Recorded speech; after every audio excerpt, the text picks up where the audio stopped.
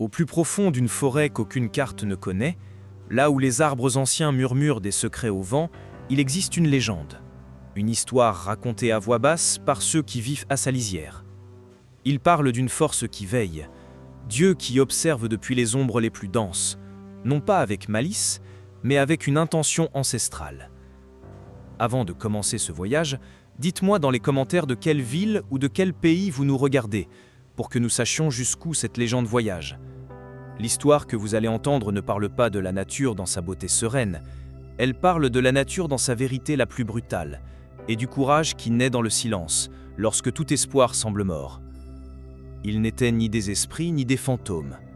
Ils étaient 6, faits de chair, d'os et d'une loyauté plus ancienne que les arbres eux-mêmes. Ils étaient les gardiens silencieux. Le soleil était une pièce d'or en fusion, coulant entre les feuilles d'une tapisserie verte et impénétrable. Pour Alex et Julia, cette beauté était une moquerie. Quelques heures plus tôt, c'était une aventure, un sentier mal balisé, la promesse d'une vue qui en valait la peine. Maintenant, c'était une prison. Chaque arbre était identique au précédent.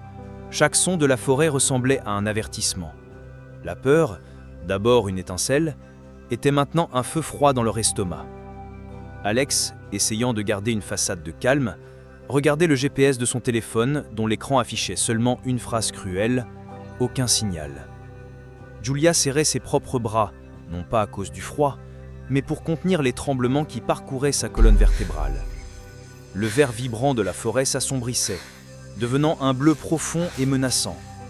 L'air autrefois chaud et humide était devenu froid, portant l'odeur de la terre mouillée et de la décomposition.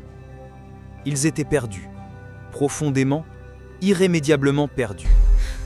La forêt n'était plus un lieu de vie, c'était un labyrinthe vivant, et la nuit arrivait pour en verrouiller les portes. Le son des insectes semblait s'amplifier. Les appels d'oiseaux inconnus résonnaient comme des lamentations.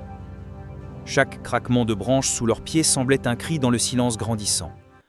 L'espoir était un petit animal effrayé, mourant lentement dans leur cœur. Ils ne le savaient pas, mais ils n'étaient pas seuls. Quelque chose les observait.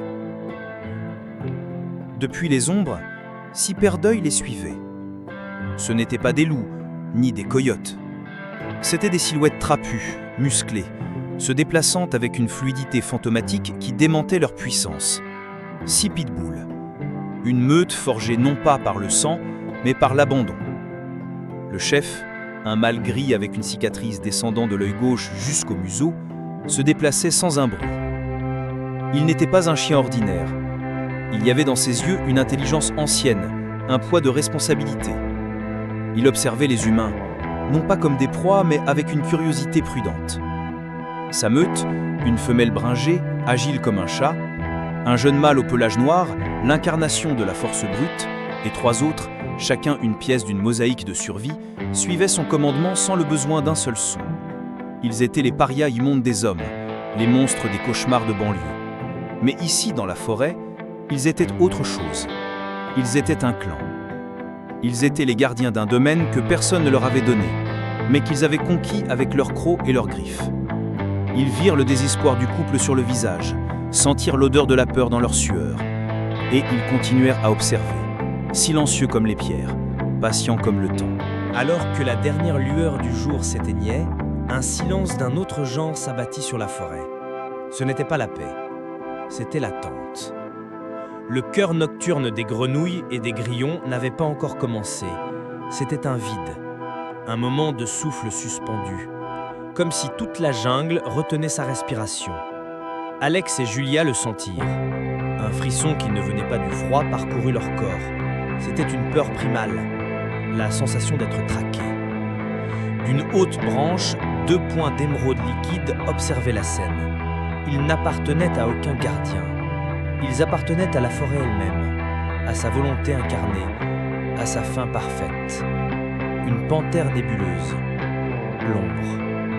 Elle n'était pas juste un prédateur, elle était le sommet de la chaîne alimentaire. Une prédatrice fantôme dont l'existence était un mythe pour beaucoup. Son corps, un motif de nuit et d'or, se fondait parfaitement dans l'obscurité grandissante. Elle n'agissait pas par colère ou par méchanceté. Elle agissait par un instinct pur, affûté par des millénaires de chasse réussie. Et sur son territoire, deux êtres fragiles et effrayés étaient une anomalie. Ils étaient une opportunité. Elle descendit de l'arbre avec la grâce d'une goutte de fumée, ses pattes n'émettant pas le moindre son sur le tapis de feuilles mortes. L'odeur des humains était forte, mais il y avait une autre odeur. Une odeur de défi. L'odeur de chien. Cela ne l'arrêta pas. Cela rendit seulement la chasse plus intéressante. C'est alors que le couple les vit. Du milieu des fougères, les 6 silhouettes émergèrent. La première réaction de Julia fut un cri étouffé, des pitbulls. Le mot résonna dans son esprit, chargé de toutes les histoires d'horreur, de tous les avertissements. Alex se plaça devant elle, le cœur battant contre ses côtes. Ils étaient piégés, perdus dans la forêt, et maintenant confrontés à une meute de chiens considérés comme des machines à tuer. Mais les chiens n'avancèrent pas. Ils ne grognirent pas. Ils s'arrêtèrent à une distance respectueuse, formant un demi-cercle. Le chef gris les regarda, et dans ses yeux, il n'y avait pas d'agression. Il y avait une évaluation, une reconnaissance. Ils semblaient comprendre leur situation. Lentement, comme s'ils obéissaient à un ordre invisible, la meute s'assit. Ils ne regardaient plus le couple, ils regardaient l'obscurité qui les entourait. Ils étaient des statues de muscles et de vigilance, des sentinelles prenant leur poste. Julia baissa lentement les bras. La peur des chiens commençait à être remplacée par une confusion déconcertante. Ils n'étaient pas la menace, ils agissaient comme des protecteurs. Le silence de la forêt était maintenant assourdissant. Alex réalisa que le chant des oiseaux avait complètement cessé. Le vent avait arrêté de murmurer. C'était comme si le monde attendait. La tension était une corde d'acier, tendue jusqu'au point de rupture. Et puis, de quelque part dans l'obscurité vint un son. Ce ne fut pas un rougissement, ce fut un grognement bas, guttural, qui faisait vibrer l'air lui-même, un son qui promettait la violence et la mort. À l'instant où le grognement retentit, les 6 chiens se levèrent comme un seul homme. Le poil de leur dos se hérissa, leurs oreilles se plaquèrent en arrière, leurs babines se retroussèrent pour révéler un arsenal de dents blanches. Ils n'aboyèrent pas. Le silence était leur arme, leur discipline. Ils se repositionnèrent, resserrant le cercle autour d'Alex et Julia, qui étaient maintenant adossés à un vieil arbre, témoins terrifiés d'un drame qu'ils ne comprenaient pas. Ils n'étaient plus le centre d'attention, ils étaient la chose à protéger. L'ombre émergea. La panthère sembla se matérialiser depuis l'obscurité, une apparition de puissance létale. Elle était plus grande qu'ils n'auraient pu l'imaginer, un faisceau de muscles ondulants sous une fourrure tachetée qui semblait absorber le peu de lumière restante. Ses yeux verts se fixèrent sur les chiens, ignorant les humains. Pour elle, les humains étaient le repas, les chiens étaient l'obstacle. Elle laissa échapper un autre grognement, plus fort cette fois, un défi clair. N'importe quelle autre créature aurait fui, mais la meute ne bougea pas.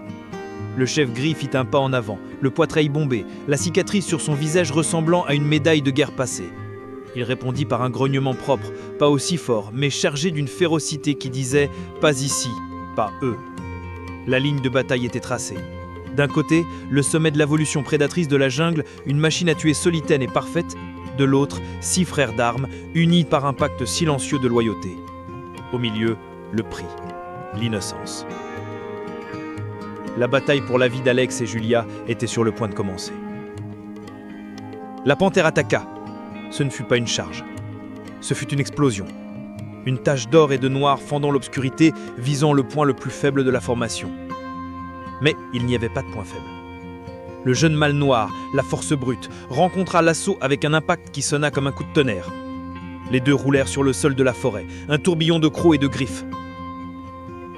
La panthère était plus forte, ses pattes équipées de griffes rétractiles comme des couteaux courbes. Elle déchira l'épaule du pitbull, qui poussa un gémissement de douleur mais ne recula pas. Il mordit la patte avant de la panthère, la tenant avec la force d'une presse hydraulique, gagnant du temps pour ses frères. La femelle bringée et un autre mâle attaquèrent par les flancs. Ils étaient la vitesse de la meute. Leur tactique était coordonnée, un balai mortel d'avancée et de recul. Ils mordaient et sautaient en arrière avant que la panthère ne puisse riposter, la distrayant, la forçant à diviser son attention. La forêt s'emplit des sons de la bataille, des grognements furieux, des gémissements de douleur, le bruit de la chair déchirée. Alex et Julia assistaient, impuissants, à l'horreur et à la majesté de ce combat. Ce n'était pas une bagarre d'animaux, c'était une guerre. Un camp se battait par instinct pour le droit de tuer sur son propre domaine. L'autre se battait pour quelque chose de plus profond que les humains avaient oublié comment nommer. Il se battait pour eux. Le chef gris n'avait pas bougé. Il observait, calculait, attendait le bon moment. La panthère était une combattante expérimentée. Elle se débarrassa du pitbull noir d'un coup de patte puissant qui le projeta contre un arbre, le laissant étourdi. Elle se retourna et immobilisa la femelle bringée sous son poids, ses mâchoires s'ouvrant, cherchant le coup final. C'est à ce moment que le chef attaqua. Il n'alla pas sur les flancs, il alla droit au but, une flèche de fureur grise fendant le cœur de la bataille. Sa cible n'était pas le cou ou le dos, c'était la tête. Il percuta la panthère avec la force d'un bélier, déviant la morsure fatale d'une fraction de seconde. La panthère s'échappa, rampant en arrière, la patte arrière saignant abondamment. C'était maintenant un duel entre les deux alphas. La panthère, surprise par cette audace, concentra toute sa fureur sur le chef. Elle le déchira avec ses griffes arrière, ouvrant de profonds sillons sur son flanc, mais il ne lâcha pas. Ses mâchoires se refermèrent sur la mâchoire de la panthère, une tentative désespérée de neutraliser l'arme principale du félin. C'était une bataille de volonté. Les yeux de la panthère, verts et pleins d'instinct meurtrier, fixèrent les yeux du pitbull, pleins d'un dessein inébranlable. L'un était sauvage par nature, l'autre sauvage par choix, sauvage par loyauté. Les autres chiens, voyant leur chef en danger de mort, se regroupèrent. Malgré leurs blessures, ils retournèrent au combat. Le jeune mâle noir, remis du coup, attaqua l'alière-train de la panthère. Les autres mordaient ses pattes, sa queue, tout ce qu'ils pouvaient atteindre. Ce n'était plus un combat tactique, c'était un acte de sacrifice collectif. Chaque blessure qu'ils recevaient était une blessure que le chef ne subissait pas. Ils donnaient leur vie, morceau par morceau, pour protéger leur meute et les deux étrangers que le destin leur avait confiés. La panthère était submergée par le nombre et la férocité implacable. Elle était la reine de cette forêt, habituée à se battre et à tuer, mais elle n'avait jamais affronté un ennemi qui refusait de mourir. Un ennemi qui se battait non seulement avec les dents, mais avec le cœur. Avec un rugissement de frustration et de douleur, la panthère utilisa sa force explosive pour se débarrasser du chef et des autres, secouant son corps massif. Elle fit un bond en arrière, sa fourrure dorée tachée de son propre sang et de celui de ses adversaires. Elle les fixa un instant, le souffle court, les yeux verts brillant d'une nouvelle compréhension. Le respect. La chasse n'en valait plus la peine, le prix était trop élevé. Avec un dernier grognement, qui était plus un avertissement qu'une menace, l'ombre se retourna et disparut dans l'obscurité d'où elle était venue, aussi silencieuse que jamais. Le silence qui suivit fut plus lourd que n'importe quel son de la bataille. La meute ne célébra pas. Ils restèrent là, haletants, leur corps tremblant d'épuisement et d'adrénaline. Le sol autour d'eux était piétiné et taché de sang. L'odeur métallique flottait dans l'air. Un par un, ils commencèrent à s'effondrer. Le jeune mâle noir se coucha, une de ses pattes avant pliée à un angle contre nature. La femelle bringée gémissait doucement, léchant une profonde blessure à sa patte. Deux autres tenaient à peine debout. Mais le plus touché était le chef. Il resta debout, chancelant, le sang coulant de multiples blessures sur son corps. Il regarda Alex et Julia, ses yeux fatigués semblant demander « Êtes-vous en sécurité ?» Et puis, ses forces l'abandonnèrent finalement, et il tomba au sol avec un bruit sourd. Julia, rompant le charme de la terreur, courut vers eux, les larmes coulant enfin librement. Ce n'étaient plus des larmes de peur, c'étaient des larmes d'une gratitude si profonde, si écrasante qu'elle en avait mal. Elle tomba à genoux à côté du chef gris, sa main planante au-dessus de son corps blessé, ne sachant comment aider. Alex prit la seule bouteille d'eau qu'il leur restait et la versa lentement près de la gueule des chiens blessés. Ils étaient des monstres devenus des anges. Ils étaient des gardiens qui avaient payé un prix terrible pour deux vies qu'ils ne connaissaient même pas. Cette nuit-là, dans l'obscurité d'une forêt oubliée, l'humanité fut sauvée par des chiens que l'humanité elle-même avait rejetés. Et les pleurs de Julia n'étaient pas seulement de la gratitude, c'était une honte silencieuse. La nuit se passa en une veillée tendue. Les chiens blessés se couchèrent autour du couple, formant un périmètre brisé mais toujours défiant. Alex et Julia ne dormirent pas. Ils veillèrent sur leur sauveur, écoutant leur respiration douloureuse, souhaitant pouvoir faire plus. Avec les premières lueurs de l'aube, la forêt sembla expirer, libérant la tension de la nuit. Les chants d'oiseaux revinrent, timides au début, puis plus confiants. Et avec la lumière vint le son lointain de voix humaines. Une équipe de secours.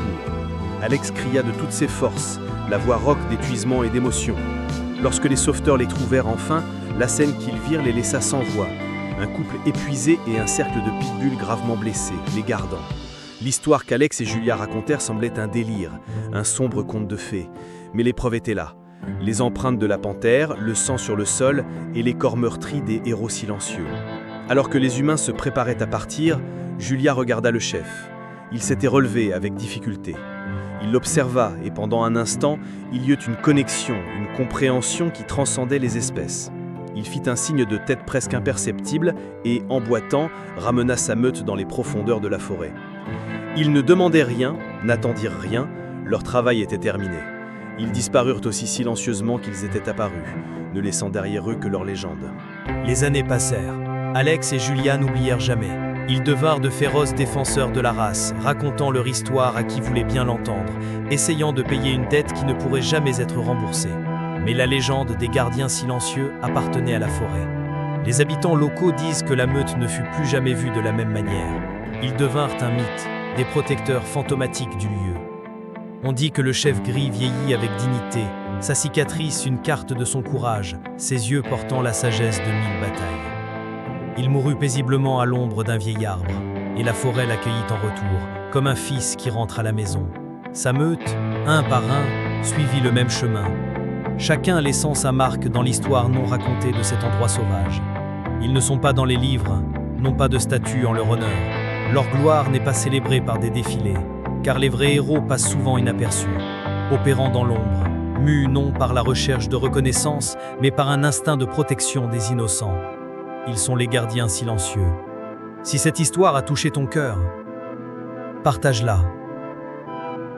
Pour que la légende continue de vivre, même dans l'ombre. Car le vrai courage ne rugit pas, il veille dans l'ombre, attendant le moment de se sacrifier. Et toi, qui as écouté cette histoire, peut-être regarderas-tu désormais les ombres avec un peu moins de peur et un peu plus d'espoir. Peut-être comprendras-tu que les monstres que nous créons dans nos esprits sont rarement les monstres que nous rencontrons dans l'obscurité. Si tu crois que des légendes comme celle-ci méritent d'être racontées, laisse un like, partage cette vidéo pour que plus de gens connaissent le courage des gardiens silencieux et laisse un commentaire sur ce que tu as ressenti en écoutant cette histoire. Abonne-toi à la chaîne pour découvrir plus de légendes cachées dans les recoins oubliés de notre monde. De l'obscurité naît la vérité. On se retrouve pour la prochaine aventure.